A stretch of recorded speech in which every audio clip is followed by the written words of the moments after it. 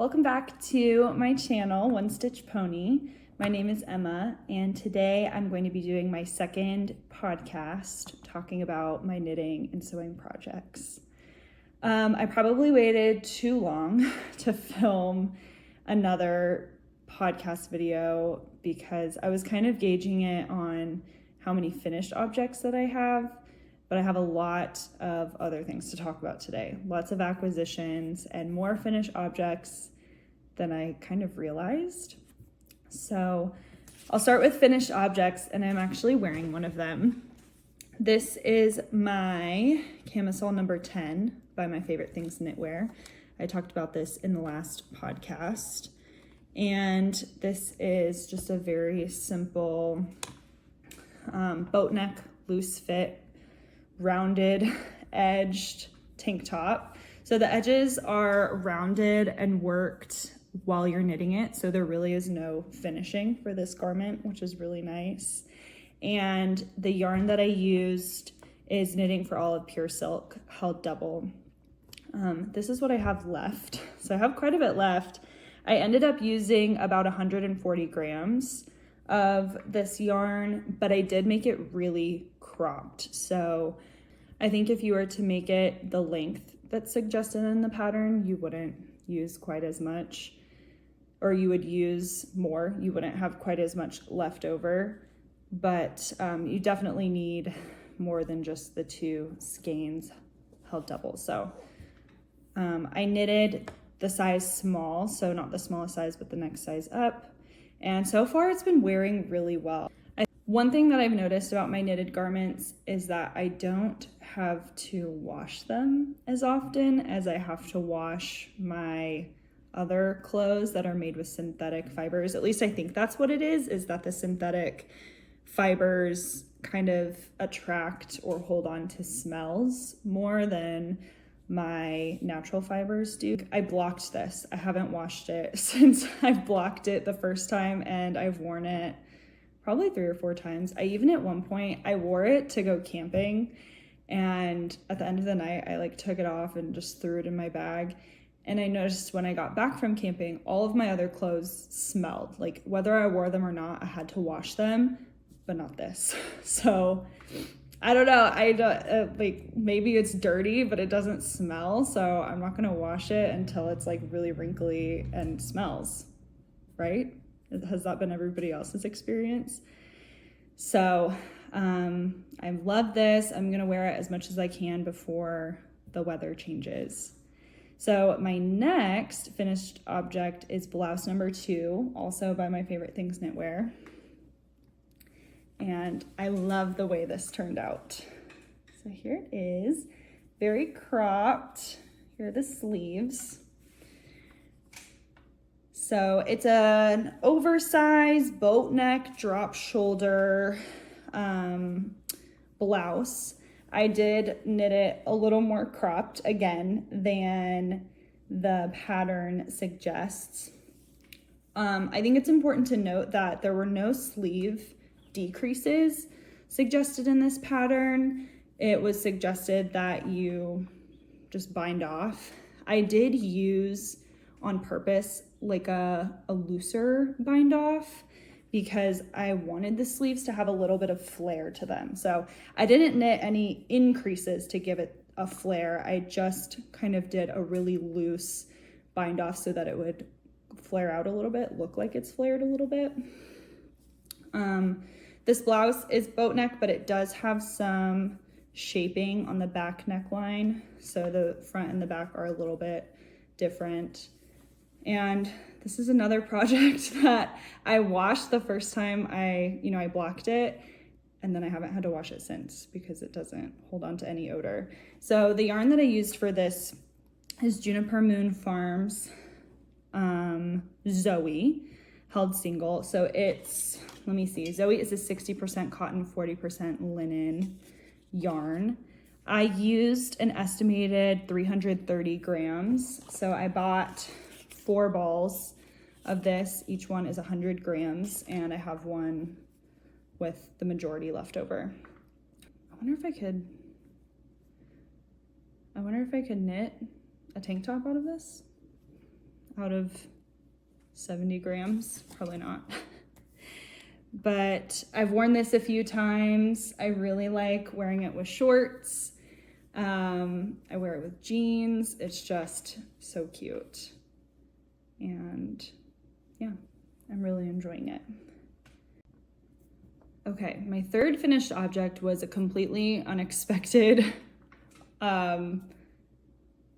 project. I had no idea that I was even gonna make something like this, but there's a story behind it. And I don't have the finished object actually with me. I'll have to include pictures. So my mother-in-law and I went to a craft show, and not a craft show, a craft sale. And there was this woman who had made little dog beds out of this kind of chenille, super bulky yarn. And I almost bought one because I really liked it, but then I was like, that looks really fun to make. So she said she hand crocheted it, and I went and bought the yarn, and I watched a couple YouTube and TikTok tutorials on how to make a dog bed. And I'll link the video that I ended up using. There were a couple different ones that have slightly different techniques, but I'll link the one that I ended up using the most. The finished object turned out really good. So I made this dog bed for my mom's dog because she really likes to curl up. I didn't make one for my dog because my dog is more of like, she likes to splay out. She doesn't really like to be curled up in a ball. But it was just so cute. I had to do it myself. So I just ran to Hobby Lobby and got this Yarn Bee Eternal Bliss in the color Ivory.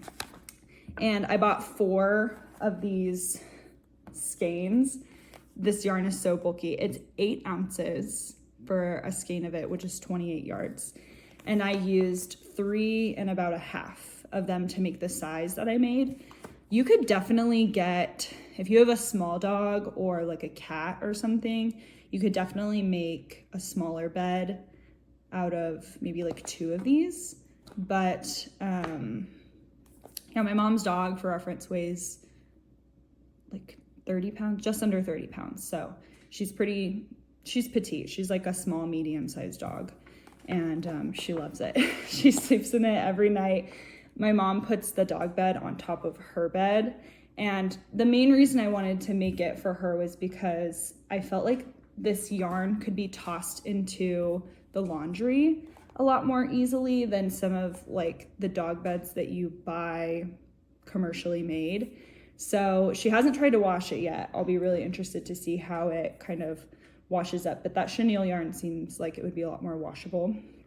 So that was fun. I had to like start it and rip it out several times, but once I finally found the video tutorial that I did, it took me maybe an hour to complete the whole thing. So, and that was like a big one. So it's a really fun, maybe like a palette cleanser project or some, I don't know. It was just a really fun little project to make. So definitely recommend that. Okay, the last finished object that I have is my sewing project, and it's the Grace Dolman jacket. I talked about this last time. I showed the quilt, and here it is. I made the jacket. I'll include some pictures so you can really see the whole thing, but I'm really happy with the way that it turned out. Again, I mean, this quilt isn't my favorite quilt ever. It's a very busy pattern, so I find myself being a little more selective about when I wear it. It's not something that I would wear all the time just because it's so busy. Like it kind of looks crazy, but it was so fun to make, and I actually have already purchased another quilt to make another one. I posted a whole vlog kind of about making this jacket, so it's up on my channel if you want to go look. It's a lot of me like having questions and then answering them, and I really worked through my whole process with it. I had no idea what I was doing, so it was a really fun make, but definitely a challenge, and I'm looking forward to making another one in the future. Now I'm going to talk about works in progress. So this is my first sock. And I talked about last time how a lot of people are really into socks and like doing them, and I didn't quite get the hype. Well, now I get it. They're really addicting, especially something, I don't know, like this, where it's just plain stockinette. This has been something that I can just really easily pick up and grab. It's so small and portable, so I took it on the plane with me when we went on a trip recently, and it's been really fun. I'm knitting the basic sock number 1 in the Sock Project by Summer Lee. And this book is so good. She really talks you through the constructions, like different constructions of socks. I just decided to do a very plain heel flap and gusset stockinette sock. And this book is just, it's funny. Like, she has a lot of humor in here, as well as really good descriptions. She teaches you how to measure your foot. I was measuring for a size large sock. Now, I have pretty large feet. I wear a women's size 10. So I have like a long foot, but my foot is also very narrow, and I have a high arch. So she, in this book, really encourages you to not put too much stock into your first few socks, and to kind of try different sizing, try different things to see what is going to end up fitting your foot the best. So this sock, I knit a large, and it fits. When I try it on, it fits pretty well. It's not super baggy, but it's got a little bit of room. So I think for the next one in this pair, I'm gonna go ahead and knit a medium and just see what that feels like. I know sometimes with knitted socks, you may struggle to get it on your foot, but once you get it on your foot, it's fine. So I don't know. I don't know if a medium will work better for me or not, but I definitely recommend this book to help you get started with socks if you've never knit them before. And I'm really excited after I knit this kind of basic pair to get into some of the other types of socks that she has. She has different types of heels, toes, different constructions, and then she has color work and striping and all sorts of things. So I'm excited to kind of dive into that more. I get it. I get why people like to knit socks. Oh, I'm also using a US 1 or a 2.25 millimeter needle. I decided to use double pointed needles. These are what I had. I think I would prefer to use a circular needle and use the magic loop method. I do have 9-inch size 1 cable needles, and I have tried to use them a couple of times, and they're just so tiny. There's like nothing to grab onto. So far the double pointed needles have been my preferred method for socks, but I would definitely purchase, a size 1 cable needle and try that. Try magic loop. I've knitted a few things with magic loop and I don't mind it, so I don't know if I would like it for a whole sock. The yarn that I'm using is just a typical sock yarn. This one is, I have no idea how to pronounce it. I got this at my local yarn store.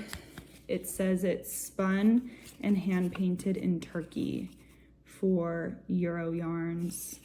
It's the color Alchemy. I like that name. 75% superwash wool, 25% polyamide. I think I'm saying that correctly. Okay, next is what I think is my most exciting whip, and it's my mosaic sweater. But I'm so excited about the way this sweater is working up. I was really nervous to start it, and I thought maybe I was a little bit of a fool for doing this project, but now I don't think that at all. I think this is so fun. So this is the mosaic sweater by Pernille Larsen of Knitting for Olive. It's a bottom-up construction with ribbed edges. It has a folded neckband, and it's been so much fun to knit so far. So I'm at the point where so this is the front.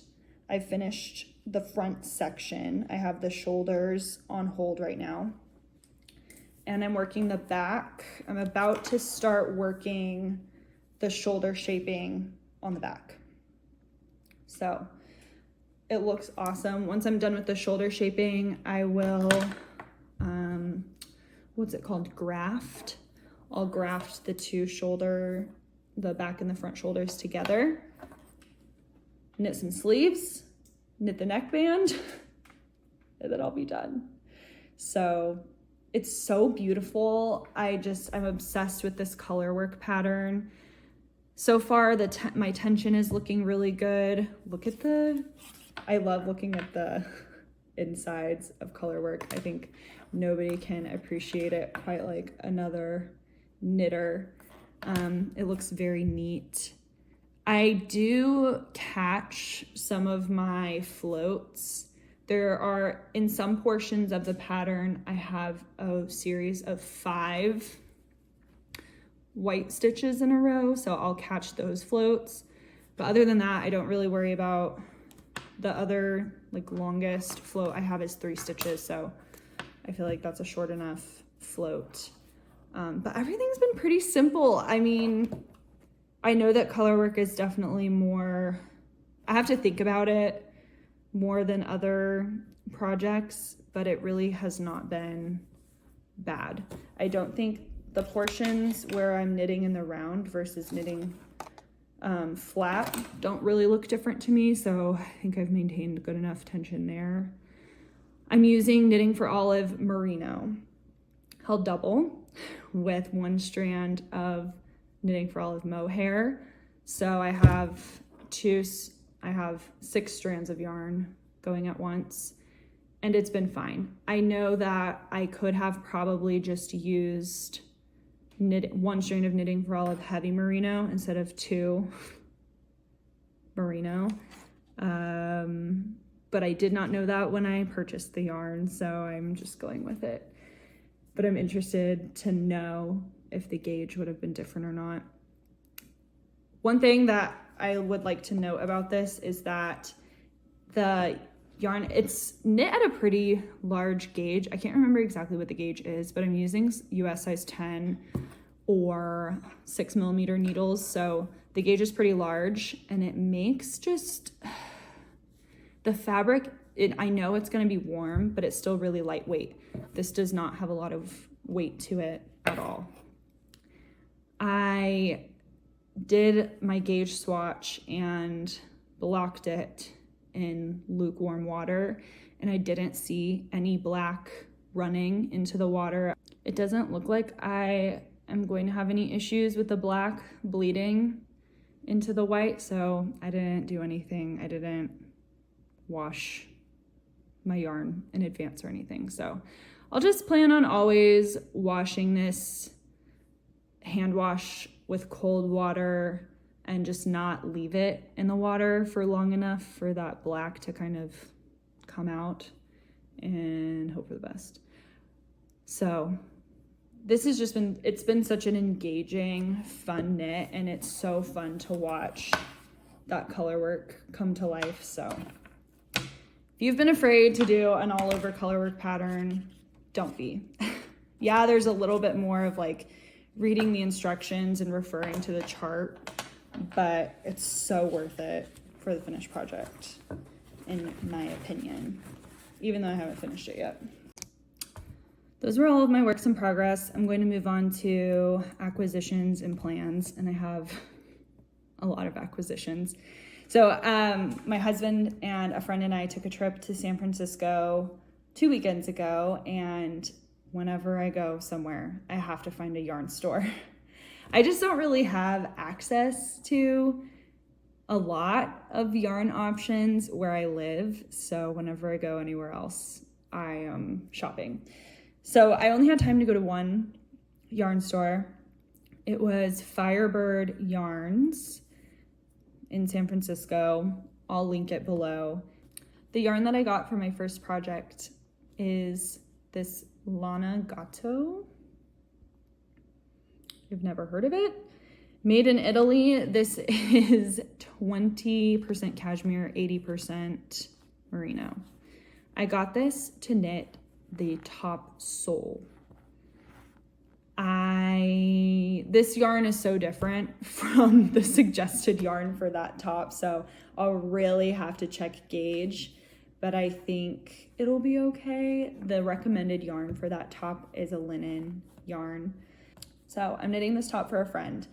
She requested something, and the only way I will knit something for people now is if they request it, if I can get their measurements, if they help me pick the pattern, and if they help me pick the yarn.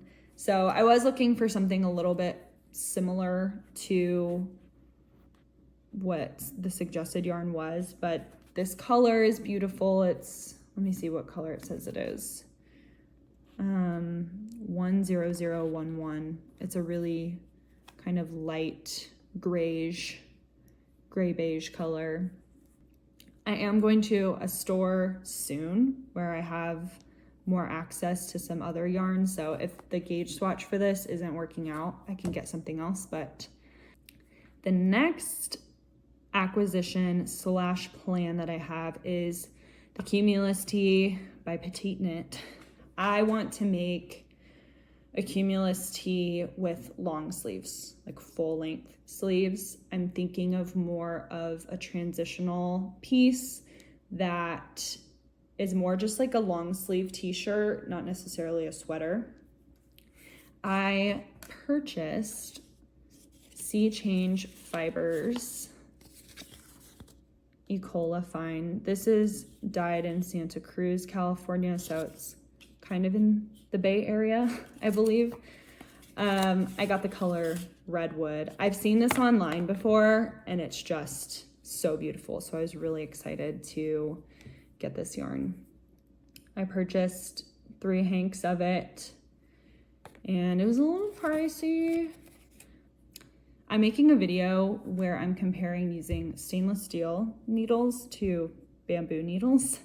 So watch out for that video and kind of the differences that I see between the two. After knitting up these gauge swatches, I was like, I don't know if I want a long sleeve shirt made out of this. I don't know what it is. I think it's the variegation of the yarn. I'm not really a fan of variegated yarn, but this isn't super variegated. It's so pretty. It's so soft. It feels really good. It's really lightweight. I think it will be warm but light. I know that the Cumulus Tee's suggested yarn is Knitting for Olive Pure Silk. So I achieved somewhat of a similar gauge where I think I would be able to knit the Cumulus Tee and make it work. So I don't know, maybe I'll just do it, but I have to think about that one a little bit more. But the yarn feels amazing. It's 85% merino, 15% silk. So it's just like a soft, luxurious feeling fiber. Let's see, next acquisition / plan are the world's simplest pair of mittens. This is a free pattern that I found on Ravelry, and the pattern's awesome. I mean, it says it gives you all sorts of different yarns and gauges that you can use. I'm choosing a worsted weight gauge, and this is Ecola worsted. This is that same brand, Sea Change Fibers, Ecola worsted. This is 85 merino, 15 silk, and this color is called Crazy Daisy. I only purchased 1 skein of this, or 1 hank. This should do, but it's this beautiful kind of yellow, warm green color that is very popular at the moment. So I'm really excited to have mittens made out of that. This is just kind of I'm going into the cold season knowing that I would love to have a pair of mittens to wear while I'm walking my dog to keep me very warm. Thank you so much for watching. It's always such a pleasure to be able to get to share this stuff rather than just keep it to myself, because I don't really have many people in my life that I can talk about knitting and sewing with. So please let me know in the comments what you're interested in, what you're sewing or knitting on at the moment, and if you're planning on making any of these kind of fun wintry things for yourself. I'll see you in my next video. Bye.